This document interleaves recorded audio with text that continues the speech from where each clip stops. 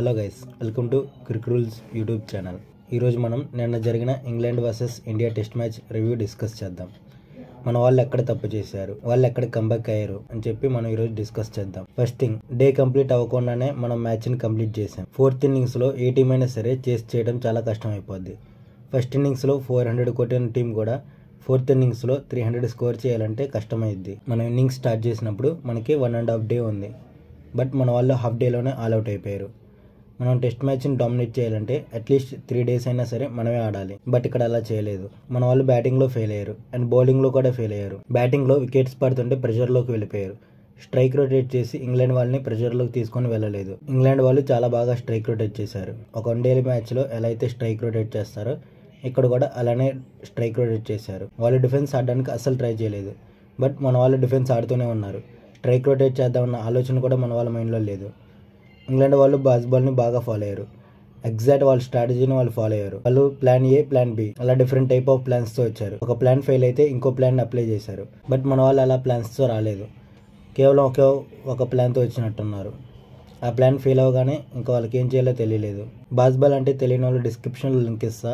ఈ వీడియో తర్వాత ఆ వీడియో చూడండి. అప్పుడు మీకు బాస్బాల్ అంటే ఏంటి అండ్ ఇంగ్లాండ్ స్ట్రాటజీస్ అంటే ఏంటని మీకు అర్థమవుతాయి. మనం స్టార్టింగ్లో మంచి పార్ట్నర్షిప్ ఇచ్చాం. ఎప్పుడైతే యశస్వి జైస్వాల్ అవుట్ అయ్యాడో గిల్, శ్రేయస్ అయ్యర్, రోహిత్ శర్మ వీళ్ళందరూ అవుట్ అయిపోయారు. నెక్స్ట్ వచ్చిన KL Rahul and Axar Patel partnership build చేశారు. బట్ ఆ పార్ట్నర్షిప్ ఎంతోసేపు లేదు. ఇంగ్లాండ్ వాళ్ళ బ్యాటింగ్లో ఒక పాజిటివ్ మైండ్ సెట్ ఉంది. అలా మన వాళ్ళ బ్యాటింగ్లో లేదు అండ్ వాళ్ళు ఎక్కడా గివ్ అప్ ఇవ్వలేదు. ఇంగ్లాండ్ టీంలో ఎలాగైతే ఆలీపాప్ ఒక బ్రిలియంట్ ఇన్నింగ్స్ ఆడాడో అలా మన దానిలో ఎవరు ఆడలేదు. అందరూ కూడా బ్యాటింగ్ డిపార్ట్మెంట్లో ఫెయిల్ అయ్యారు. ఒక్కరు కూడా స్టాండ్ అలోన్ ఇన్నింగ్స్ ఆడలేదు. ఇలాంటి టార్గెట్ చేజ్ చేస్తున్నప్పుడు ఒక్క ప్లేయర్ అయినా సరే బిగ్ ఇన్నింగ్స్ ఆడాలి. అండ్ వాళ్ళు బౌలింగ్ కూడా చాలా బ్రిలియంట్ వేశారు. పాప్ అయితే ఒక డెబ్యూటెంట్ బౌలర్ లాగా బౌలింగ్ వేయలేదు. ఒక మంచి ఎక్స్పీరియన్స్ బౌలర్ ఎలా అయితే బౌలింగ్ వేస్తాడో అలా బౌలింగ్ వేశాడు. అండ్ మన వాళ్ళు కూడా పాప్ బౌలింగ్ అస్సలు ఆడలేకపోయారు. అంతేకాదు మన బౌలింగ్లో కూడా బుమ్రా తప్ప ఎవరు ఇంప్రెస్ చేయలేదు. అశ్విన్ అండ్ జడేజా ఎక్కువ రన్స్ ఇస్తున్నా సరే సిరాజ్ అండ్ అక్షర్ పటేల్కి బౌలింగ్ ఇవ్వలేదు. బుమ్రా కూడా మంచి బౌలింగ్ వేస్తున్నా సరే ఎక్కువ ఓవర్స్ ఇవ్వలేదు. ఇండియన్ టీంలో బౌలింగ్ అంటే ఓన్లీ అశ్విన్ అండ్ జడేజా అన్నట్టు మాత్రమే వాళ్ళిద్దరికే బౌలింగ్ ఇచ్చాడు. వాళ్ళు చాలా ఎక్కువ రన్స్ లీక్ చేశారు. ఇంగ్లాండ్ టీం థర్డ్ ఇన్నింగ్స్లో 400 రన్స్ కొట్టారంటే మన బౌలింగ్ చాలా వీక్గా ఉంది. మన బౌలింగ్ చాలా వీక్ ఉందని మనం అర్థం చేసుకోవాలి. బౌలింగే కాదు, ఫీల్డింగ్లో కూడా 2 catches డ్రాప్ చేశారు. బౌండరీ లైన్ దగ్గర కూడా కొన్ని మిస్ఫీల్డ్స్ చేశారు. బట్ ఇంగ్లాండ్ వాళ్ళు అలా చేయలే. వాళ్ళు చాలా మంచిగా ఫీల్డింగ్ చేశారు. ఎక్కడ ఆపర్చునిటీని డ్రాప్ చేసుకోలేదు. మన వాళ్ళు పూర్తిగా డిసప్పాయింట్ అయినట్టున్నారు. అందుకే మన వాళ్ళు ఫీల్డింగ్, బౌలింగ్ అండ్ బ్యాటింగ్ మొత్తం 3 డిపార్ట్మెంట్స్లో ఫెయిల్ అయ్యారు. ఈ 3 డిపార్ట్మెంట్స్లో ఫెయిల్ అవడం అంతేకాకుండా మన దానిలో ఎక్స్పీరియన్స్ ప్లేయర్స్ ఎవరూ లేరు. ఈ మ్యాచ్లో మనం విరాట్ కోహ్లీని మిస్ అయ్యాం. పుజారా, రెహానే వీళ్ళని కూడా చాలా బాగా మిస్ అయ్యాం. గిల్ అండ్ అయ్యర్, కేఎస్ భరత్ వీళ్ళు సరిగ్గా పర్ఫామ్ చేయట్లే. అయినా సరే వీళ్ళని బ్యాకప్ చేస్తూనే ఉన్నారు. వీళ్ళ ప్లేస్లో రెహానే, పుజారా లాంటి మంచి టెస్ట్ బ్యాట్స్మెన్కి ఆపర్చునిటీ ఇస్తే బాగుంటుంది.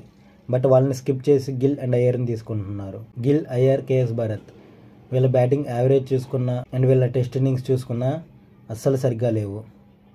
వీళ్ళు సరిగ్గా పర్ఫామ్ చేయట్లేదు. అయినా సరే వీళ్ళని బ్యాకప్ చేస్తూనే ఉన్నారు. ఎనీవే, మనం ఇంగ్లాండ్ కూడా చాలా బాగా అప్రిషియేట్ చేయాలి. ఎందుకంటే ఫస్ట్ 2 days మనం అంత బాగా ఆడినా సరే దాని నుంచి వాళ్ళు కంబ్యాక్ అయ్యారు. సెకండ్ 2 daysలో మొత్తం గేమ్ టర్న్ చేశారు. బ్యాటింగ్, బౌలింగ్ అండ్ ఫీల్డింగ్ 3 డిపార్ట్మెంట్స్లో చాలా బాగా పర్ఫామ్ చేశారు. స్ట్రోక్ కెప్టెన్సీని కూడా మెచ్చుకోవాలి. చాలా బాగా కెప్టెన్సీ చేశాడు. మన వాళ్ళు ఫస్ట్ మ్యాచ్ ఓడిపోవడం కూడా మన మంచికే. అండ్ ఇంగ్లాండ్ తక్కువ అంచనా వేయకుండా ఉంటారు. ఈసారి అయినా సరే బాగా ప్రిపేర్ అయ్యి వస్తారు. That's it guys, thanks for watching. Like చేసి ఎంకరేజ్ చేయండి. ఇలాంటి మరిన్ని వీడియోస్ కోసం మన ఛానల్ సబ్స్క్రైబ్ చేయండి.